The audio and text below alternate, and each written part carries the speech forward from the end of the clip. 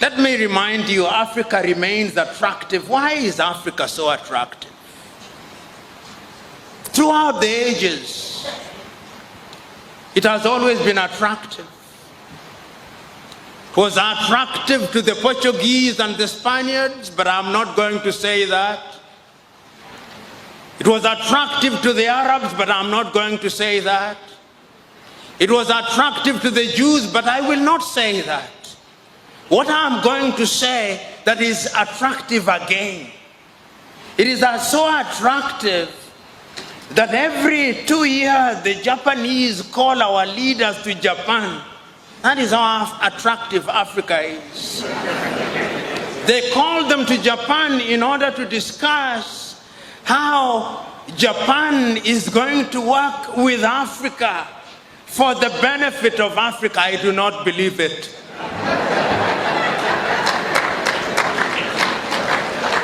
It must be for the benefit of Japan. It is so attractive that the Chinese leaders call Africans to Beijing every year. The 54 of them, they call them to Beijing. And they say this is how China is going to work for the benefit of Africa. I refuse to believe them. It must be that there is something that is being done for the benefit of Beijing. Because if I was Chinese, I would do that which is in my best interest, not in the best interest of Africans. It is so attractive that the Russians called our leaders only a few months ago in Sochi. And when they invite you to the best places. It is so interesting, so that the Russians can work with Africa for the benefit of Africa. That is how attractive Africa is. It is so attractive that the Germans also invited our leaders to Berlin.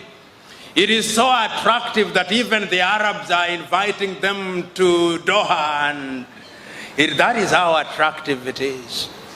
Have you ever heard the Latin Americans being invited? No, I did not hear. Have you ever heard the Arabs being invited? No. It is only Africans who are invited.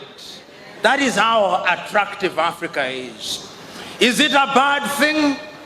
Depending on what you think.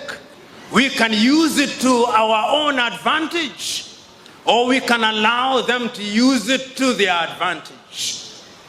You know, when I look at Africa and I look at her in the continent, in the context of how attractive she is, another word comes to my mind called globalization. When we talk about globalization, you talk about globalization as if it were a new word. It is not. Africans were once globalized as a commodity in the slave market. We were sold everywhere in the world. That was globalization. That was globalization. Then we were globalized again through colonization. Then we were globalized again through neo-colonization. Now we are being globalized in the context of opening our markets.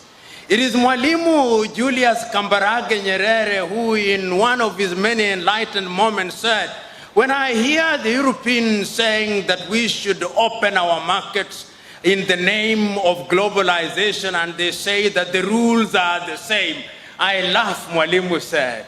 And he said, it is like a boxing match. The rules are the same. But you don't put a heavyweight boxer and a lightweight boxer and say the rules are the same. It is murder.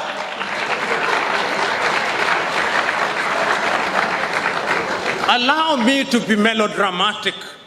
You imagine the United States of America with a GDP of anything between 14 trillion and 15 trillion is now entering into a bilateral arrangement with Lesotho, whose GDP is 2 billion.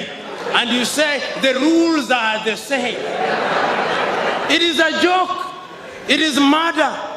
Because the revenue that is generated by the city of Los Angeles alone in one day is more than the GDP of Lesotho. So we are being told to open our markets, and when we opened our market, you saw what happened?